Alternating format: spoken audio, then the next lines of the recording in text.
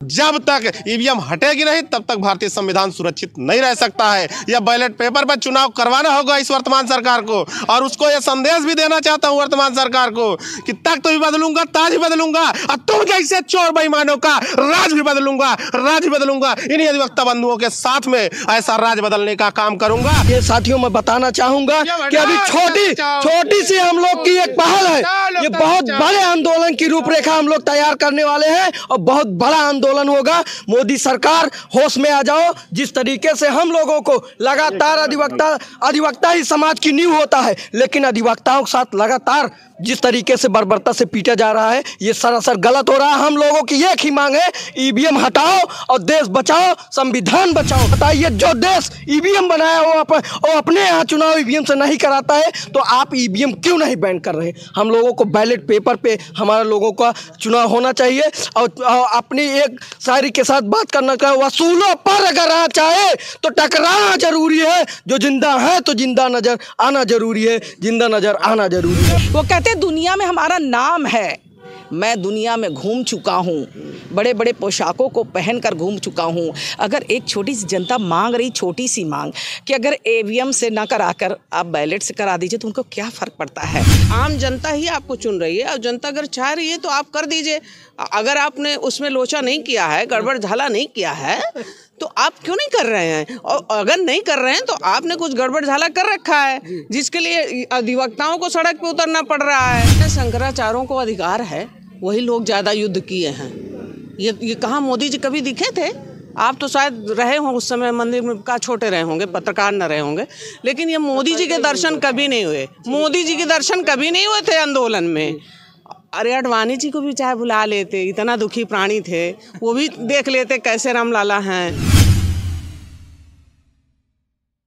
दर्शकों नमस्कार, मैं हूं आर.के. निषाद और बहुत बहुत स्वागत करता हूं आप सबका दर्शक न्यूज़ 24 में। दोस्तों बता दें कि दिल्ली के सुप्रीम कोर्ट के सीनियर अधिवक्ता भानु प्रताप सिंह महमूद प्राचा जी की अगुवाई में ईवीएम पर बैन लगाने को लेकर चल रहे आंदोलन की चिंगारी अब देश के अलग अलग राज्यों में पहुंच चुकी है। आज हम प्रयागराज में मौजूद हैं और प्रयागराज में बता दें कि बहुत सारे अधिवक्ता आज इलाहाबाद उच्च न्यायालय से होते हुए और इलाहाबाद जनपद न्यायालय तक पैदल मार्च करते हुए आए हैं और साथ ही जिलाधिकारी प्रयागराज को ज्ञापन देने का काम किया है। और ज्ञापन के माध्यम से वो देश की जो महामहिम है राष्ट्रपति द्रौपदी मुर्मू जी को उन्होंने ज्ञापन के माध्यम से बताने का काम किया है कि ईवीएम पर बैन लगाई जाए। कहीं न कहीं ईवीएम से लोकतंत्र को खतरा है, ईवीएम से संविधान को खतरा है और कहीं न कहीं आने वाला लोकसभा चुनाव 2024 बैलेट पेपर पर कराया जाए, ना कि ईवीएम पर। तो ऐसे में दोस्तों बहुत सारे अधिवक्तागण हमारे साथ हैं, जिसमें कि युवा अधिवक्ता हैं, तमाम सीनियर अधिवक्ता हैं। सब लोगों से बातचीत करने का प्रयास करते हैं। दरअसल इन लोगों की मांगे क्या है, क्या कुछ चाहते हैं ये लोग। क्या नाम हुआ सर?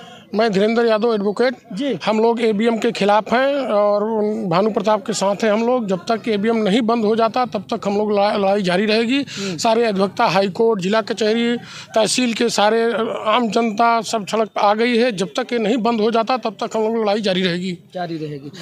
तो सुन पा रहे हैं आप लोग किस तरह से अधिवक्ताओं में एक भारी आक्रोश देखने को मिल रहा है। कहीं ना कहीं अधिवक्ताओं की मांग बस यही है कि ईवीएम पर बैन लगनी चाहिए। और दिल्ली के सुप्रीम कोर्ट के जो अधिवक्ता है भानु प्रताप सिंह और महमूद प्राचा, उनके समर्थन में उतरे हैं अधिवक्ता। और इस समय जो है अधिवक्ताओं में आक्रोश देखने को मिल रहा है सिर्फ ईवीएम को लेकर। कहीं ना कहीं इनके कहने का मतलब ये है कि ईवीएम पर बैन लगाई जाए पूरी तरह से। अगर जब तक ईवीएम रहेगी तब तक लोकतंत्र पर यूं ही खतरा मंडराता रहेगा। कुछ लोग और हैं, सब लोगों से बातचीत करने का प्रयास करते हैं। आप यूं ही खबरों में बने रहें। थोड़ा सा एक मिनट ऐसे देखिएगा। हाँ ठीक है, ठीक है। हाँ तो आइए कुछ और लोग बाग हैं, उनसे बातचीत करने का प्रयास करते हैं। दरअसल लोगों के ओपिनियन क्या है, क्या कुछ हमसे और आपसे बताना चाहते हैं। क्या नाम हुआ सर? मेरा नाम जितेंद्र सिंह यादव है जी। मैं जिला अधिवक्ता संघ का पूर्व वरिष्ठ उपाध्यक्ष रहा हूँ, पूर्व वरिष्ठ लाइब्रेरियन रहा हूँ। और आज जो ये हमारा धरना प्रदर्शन जो माननीय उच्च न्यायालय के बाबा साहब भीमराव अंबेडकर के मूर्ति से हम लोगों का शुरू हुआ है। ये ईवीएम के खिलाफ हम लोग आज धरना प्रदर्शन कर रहे हैं।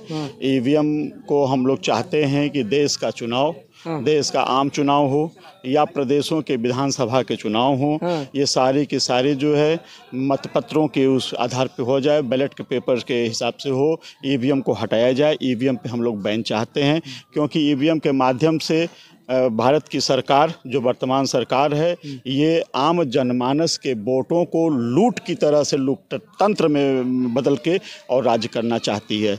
इसलिए जो है हम लोग इस तानाशाही सरकार और निर्वाचन आयोग के खिलाफ हम लोग देश के राष्ट्रपति द्रौपदी मुर्मू जी को हम लोगों ने एक ज्ञापन देने का काम किया है कि देश का आम चुनाव ईवीएम के बगैर कराया जाए, बैलेट पेपर से कराया जाए। Ballot paper. चलिए ठीक है। युवा अधिवक्ता हैं, आप देख पा रहे होंगे, मतलब कि सीनियर अधिवक्ता तो हैं ही और इनकी भी भागीदारी कम नहीं है। क्या नाम हुआ आपका? ये पंकज गौतम एडवोकेट जी। क्या कुछ कहना चाहेंगे आप हमारे न्यूज़ चैनल के माध्यम से, जिस तरह से आप लोग ईवीएम को लेकर कूच कर रहे हैं, पैदल मार्च कर रहे हैं, कहीं आंदोलन कर रहे हैं, क्या कुछ बताना चाहते हैं, क्या कुछ जताना चाहते हैं आप लोग? सबसे पहले हम बता देना चाहते हैं इस वर्तमान सरकार को, क्योंकि हम लोग यहाँ आपके जैसे तमाम मीडिया बंधु आते हैं और हम सब नौजवानों को भड़काने का काम करते हैं, तमाम उपद्रव करवाने का काम करते हैं। मैं आपसे एक उम्मीद करते हुए कह रहा हूं, अगर वाकई में आप सच्ची मीडिया दिखाते हैं, सच्ची तस्वीर दिखाते हैं, तो इस वर्तमान सरकार को आप दिखा दीजिए। ये हमारा अधिवक्ता बंधु, हमारे सीनियर वरिष्ठ अधिवक्ता, सभी सम्मानित साथीगण आज इकट्ठा है तो लोकतंत्र को बचाने के लिए इकट्ठा है। लोकतंत्र हमारा तभी बच पाएगा जब भारतीय संविधान होगा, और जब भारतीय संविधान हमारा बचेगा कैसे? भारतीय संविधान हमारा तभी बचेगा जब तक ईवीएम हटेगी नहीं, तब तक भारतीय संविधान सुरक्षित नहीं रह सकता है। यह बैलेट पेपर पर चुनाव करवाना होगा इस वर्तमान सरकार को, और उसको यह संदेश भी देना चाहता हूं वर्तमान सरकार को कि तख्त भी बदलूंगा, ताज भी बदलूंगा, और तुम जैसे चोर बेईमानों का राज भी बदलूंगा, राज भी बदलूंगा। इन्हीं अधिवक्ता बंधुओं के साथ में ऐसा राज बदलने का काम करूंगा जिस तरीके से सुप्रीम कोर्ट के अधिवक्ता हमारे आदरणीय भानु प्रताप सिंह जी और आचार्य जी महमूद प्राचार्य जी, हाँ, ये सब जिस तरीके से नेतृत्व कर दिए हैं, मैं ऐसी तमाम सभी जनमानस लोगों से ये उम्मीद करते हुए कह रहा हूँ, भरोसे के साथ कह रहा हूँ, सारी जनता एक हो चुकी है और इस भारतीय जनता पार्टी को नस्तनाबूद करने के लिए अगर ये अगली बार लोकसभा चुनाव बैलेट पेपर पर चुनाव नहीं करवाएगी, हमारी सभी जनता जनार्दनगण, तमाम अधिवक्ता साथीगण कोई भी वोट देने नहीं जाएगा। सम्मानित साथी, वोट का बहिष्कार करेंगे, वोट का बहिष्कार करेंगे। और हम लोग, क्योंकि वोट का वोट हमारी इज्जत आबरू है, उसको सुरक्षा के लिए हम लोग तन मन धन सब कुछ लगाने के लिए तैयार है। और जैसा कि अभी हमारे सीनियर अधिवक्ता ने बताया कि हम लोग जेल जाओ अभियान एकदम चालू कर देंगे, हम लोग खुद जा करके जेल में बैठ जाएंगे। इनको देखते हैं कितना बड़ा जेल है, कितने बड़े जेलर है, और ये जितने शासन प्रशासन है ये सब लोग सरकार के दबाव में काम कर रहे हैं। पूरा चुनाव आयोग बंदी बन चुका है, इस वजह से कहीं आवाज नहीं खोल रहा है। समझ लीजिए, जबरदस्ती जेल में घुस जाएंगे, जबरदस्ती चले जाएंगे हम लोग। चलिए ठीक है। और सारे कुछ जोशीले युवा हैं, ये आप देख पा रहे होंगे, शायद अभी नए अधिवक्ता हैं, इनसे भी जानने का प्रयास करते हैं कि जो सीनियर अधिवक्ता हैं उनके साथ कंधे से कंधा मिलाकर ये लोग चलने का काम कर रहे हैं। क्या कुछ मांगे हैं इनकी, क्या कुछ कहना चाहते हैं? क्या नाम हुआ आपका? Shivshankar Saroj, advocate, high court Allahabad. Shivshankar ji, जिस तरह से आज आप लोगों ने इलाहाबाद उच्च न्यायालय से पैदल मार्च आप लोगों ने शुरू किया और अभी इस वक्त आप जिलाधिकारी प्रयागराज कार्यालय के समीप खड़े हैं, क्या कुछ कहना चाहेंगे? क्यों पैदल मार्च कर रहे हैं, आंदोलन कर रहे हैं, क्या कुछ मांगे आप लोगों की, क्या कुछ कहना चाहते हैं? देखिए, जैसा कि आप सभी को ज्ञात होगा कि बाबा साहब ने जो हम लोगों को हक जीने का अधिकार दिया, आज उसके साथ बीजेपी की गवर्नमेंट छेड़छाड़ कर रही है। लगातार लोगों के ऊपर लगातार हम लोगों को परेशान किया जा रहा है। अधिवक्ता साथियों के साथ लाठियों से जिस तरीके से बर्बरता से पीटा जा रहा है, ये अधिवक्ताओं के लिए आज अधिवक्ता समाज, अब पूरा अधिवक्ता बंधु रोड पे आ गया है साथियों।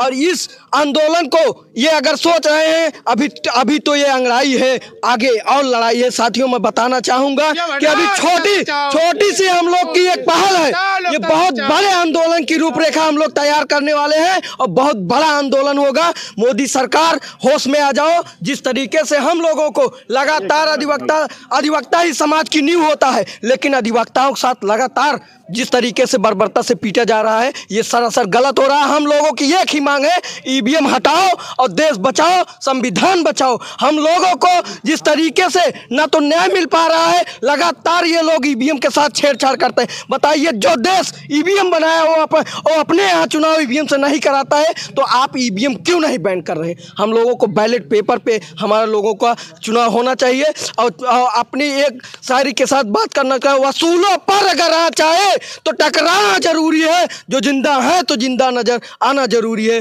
जिंदा नजर आना जरूरी है। और ईवीएम को हटाना है। हम लोग एक बहुत बड़े आंदोलन के लिए तैयार हैं और बहुत ही जल्द बहुत बड़ा आंदोलन होगा साथियों, बहुत बड़ा आंदोलन होगा। तो ये है दोस्तों इन लोगों की मांग और इन लोगों की हुंकार जो कि आप निरंतर तस्वीरों में सुन पा रहे हैं। ऐसे में दोस्तों बता दें कि महिला अधिवक्ता भी इन लोगों के साथ अपनी भागीदारी निभा रही हैं। वो कहाँ किसी से पीछे रहने वाले हैं, क्योंकि आज के समय में बहन बेटियां भी आगे बढ़ने का काम करिए। क्या नाम है आपका? कमला यादव जी जी। ये बताइए कि आज जिस तरह से आप अधिवक्ताओं के साथ पैदल मार्च में सम्मिलित हैं, क्या मांगे हैं आप लोगों की? हमारा मांग है कि ईवीएम हटाएं, बैलेट पेपर से चुनाव कराएं। अच्छा नहीं लगेगा आप जी। हाँ, यही मांग हम लोगों का है कि ईवीएम हटाएं और बैलेट पेपर पे चुनाव कराएं। चुनाव आयोग जो है ईवीएम हटा दे और बैलेट पेपर से चुनाव कराए, क्योंकि जनता का विश्वास अब ईवीएम से हट गया है। और हमारे अधिवक्ता साथी सब आज इसीलिए जो है पैदल मार्च किए हैं और ज्ञापन भी ले आके दिए हैं डीएम एसडीएम साहब को। तो ईवीएम हटना चाहिए। आज कोई पहला चुनाव नहीं, इससे पहले भी ईवीएम में चुनाव होते हैं, अलग अलग पार्टियां थी वो जीतती चली आई हैं, तो आज कैसे गड़बड़ी हो गई? ऐसे धांधली कभी नहीं होता था, ना गड़बड़ी होता था, तो कोई नहीं करता था। आज क्षेत्र में जाओ तो जनता कह रही है कि हम लोग दूसरे जैसे कि वो लोग हाथी पे वोट डाल रहे हैं, साइकिल पे डाल रहे हैं, कहीं भी अगर डाल रहे हैं, लेकिन कमल पे उठ जा रहा है। तो इसीलिए अब सबको सिद्ध हो चुकी है। और देखिए सुप्रीम कोर्ट से भी आवाज़ उठ चुकी है, वहाँ पर तो सिद्ध भी करके शायद दिखा दिए।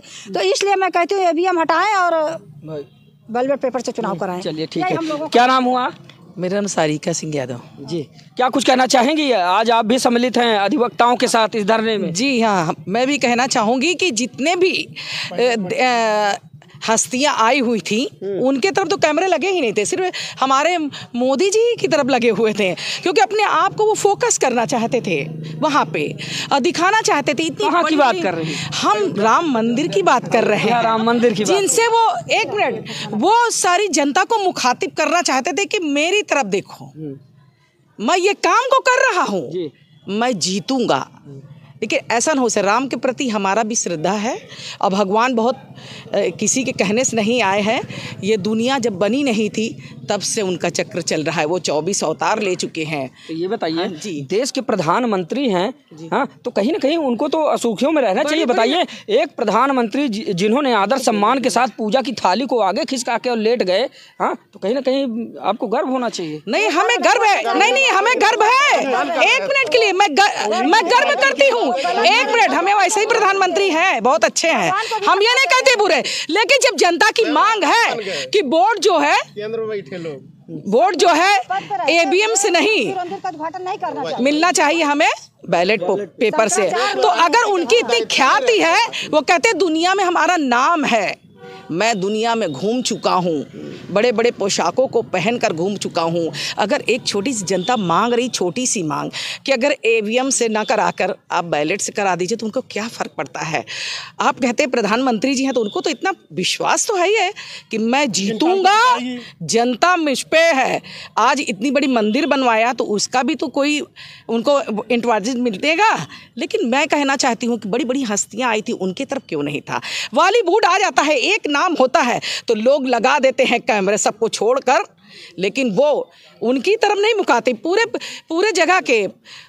पूरे जगह के जितने हैं मुख्यमंत्री लोग आए थे उनकी तरफ भी नहीं लगा हुआ था। आखिर क्यों नहीं लगा था? क्योंकि वो अपने, हाँ, उनके तरफ भी नहीं लगा था। और जो आने वाले थे विपक्ष वाले भी, जो राम मंदिर के लिए विपक्ष वाले भी आने थे, उनको भी रोक दिया गया था कि मैं हूँ सर्वे सर्वा और मैं नहीं। लेकिन हम ये कहना चाहते हैं, हम सारी बातों को नजरअंदाज करते हुए कहूंगी कि मुझे ईवीएम से वोट नहीं डालना है।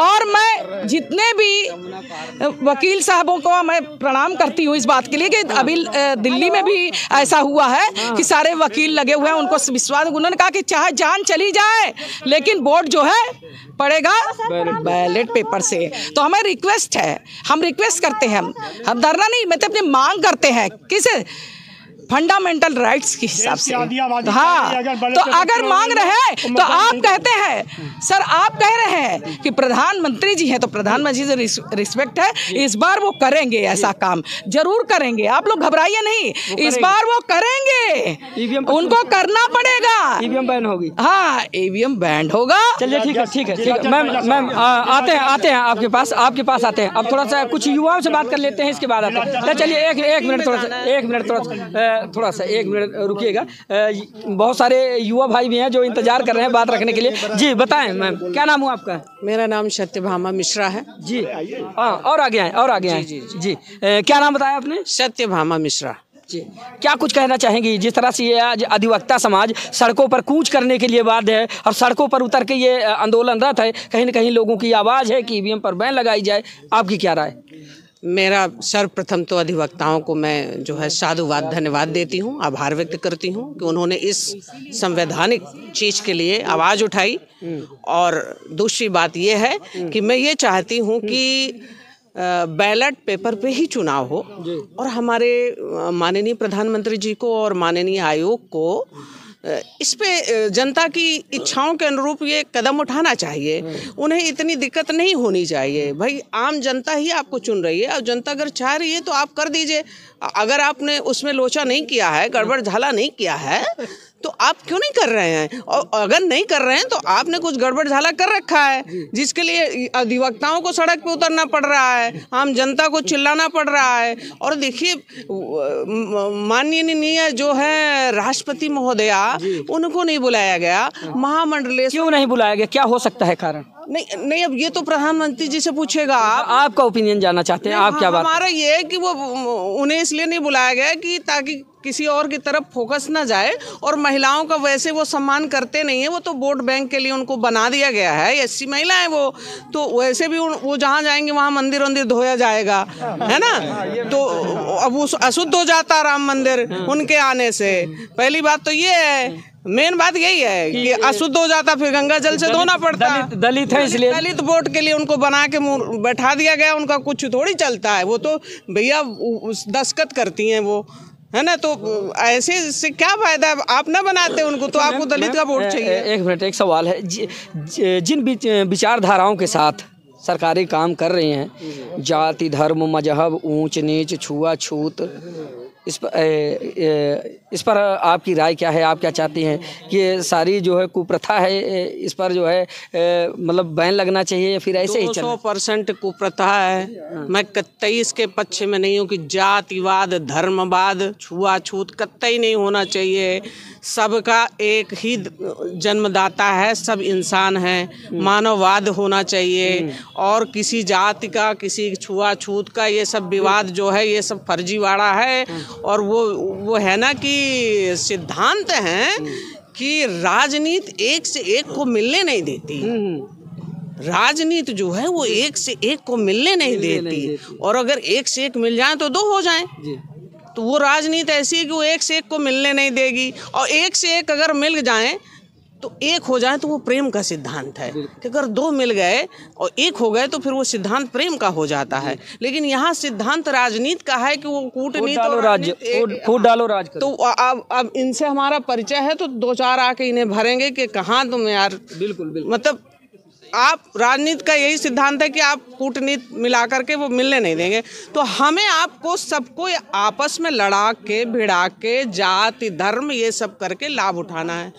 हम कह रहे हैं मंदिरों में पैसा चढ़ाना बैन कर दीजिए, बैन कर दीजिए। बिल्कुल पैसा ना चढ़ाया जाए। पैसे अगर चढ़ाए जाते हैं तो वो कहाँ जाते हैं? वो बोरों में भर के पता नहीं कहाँ चले जाते हैं। हमने तो बोरों की भी फोटो देखी, बोरों में ठूस ठूस पैसा भर रहे। यहाँ सड़क में एक बच्चा रो रहा है, उसको एक शूटर नहीं है, साल नहीं, और वहाँ बोरों में भर पता नहीं कहाँ सप्लाई हो रहा है। अरे भाई सब बिल्कुल बैन कर दो। मैम अयोध्या में भी देखिए प्रभु श्री राम हैं, प्रभु श्री राम के मंदिर में उनकी प्राण प्रतिष्ठा के दिन कहीं सोने की खड़ा हूँ, कहीं चांदी की खड़ा हूँ, सोने का धनुष, हाँ इस तरह के बहुत सारे आभूषण। तो कहीं ना कहीं उनको भेंट के वो राजा थे, उनको दान दिया। अभी पेपर में आया दैनिक जागरण में अरबों रुपया कल ही चढ़ गया है। तो वो रुपया कहाँ जाएगा? कोई हिसाब देगा क्या? जो परेशान हुआ है वो लेगा। कौन परेशान हुआ? घर आप बनवाएंगी तो रहने पड़ोसी आएगा। भैया आडवाणी जी को बुला लेते, जोशी जी सो रहे थे उनको बुला लेते। वो बेचारे बड़ा मंदिर के लिए बड़ा संघर्ष किए हैं, वहाँ पड़े पड़े सांस रो रहे थे, बड़े आंसू बहा रहे थे। बुजुर्गों की क्या जरूरत है? बुजुर्गों को तो वैसे भी घर में बैठना अरे चाहिए। बुजुर्गों को तो रहना ही चाहिए। हमारा सिद्धांत, हमारी संस्कृति, सनातन धर्म कहता है कि बुजुर्ग जहाँ नहीं है वहाँ कुछ भी नहीं है, उनका आशीर्वाद जरूरी है भाई। सब मतलब एक तो अपनी पत्नी को नहीं लाए, पूजा अधूरी है, दूसरा मंदिर पूरा नहीं बनने दिए, वो काम सही नहीं हुआ। अभी जूते चप्पल पहन करके चारों शंकराचार्य विरोध में उतरे हैं कि हमारा काम ये कर रहे हैं। शंकराचार्य तो फर्जी फटफटा नहीं, फर्जी क्या फटफटा रहे हैं? इसका मतलब आप खुद है उनके समर्थक हैं, फर्जी फटफटा रहे हैं। सारी मीडिया भी मतलब ये बताइए, इतना बड़ा जो है काम चल रहा था अयोध्या में आस्था का, पूरा देश राममय हो गया, तो उनको विरोध करने की क्या जरूरत? अरे चाहे अच्छा हो चाहे बुरा, आपको जाना हम कह रहे हैं शंकराचार्यों को अधिकार है, वही लोग ज़्यादा युद्ध किए हैं। ये कहाँ मोदी जी कभी दिखे थे? आप तो शायद रहे हों उस समय, मंदिर में का छोटे रहे होंगे, पत्रकार न रहे होंगे, लेकिन ये मोदी जी के दर्शन कभी नहीं हुए। मोदी जी के दर्शन कभी नहीं हुए थे आंदोलन में। अरे अडवाणी जी को भी चाहे बुला लेते, इतना दुखी प्राणी थे, वो भी देख लेते कैसे रामलाला हैं। और मतलब इतना अन्याय, तो माता जी के साथ इतना अन्याय किए, अपनी पत्नी को नहीं लाए पूजा में। और देखिए हम एक बात बताएं, पूजा अधूरी है राम जी की, ये मैसेज कह दीजिएगा जो मोदी जी को, अधूरी है पूजा। जब तक माई के लेके नहीं हूँ अपने मेहरारू का, असली वाली का, वह मतलब जो बुढ़िया माता जी हैं उनका, लेकिन यशोदा बहन जी का, तब तक पूजा अधूरी है। देखिए और नेताओं को देखिए, हमारे नेताजी को देख लीजिए, उनके बावंग में उनकी पत्नी बैठी रहती हैं पूजा में। हाँ देखिए, आपको संस्कृत आती है, बहुत धन्यवाद, मैं खुश हुई कि आपको संस्कृत आती है, क्योंकि संस्कृत बहुत कम आती है लोगों को। चलिए ठीक है, हमारे साथ एक मैम थी और उनके जो खुले विचार थे आप लोगों ने सुने, बड़ी बेबाकी के साथ उन्होंने अपने शब्दों को रखा।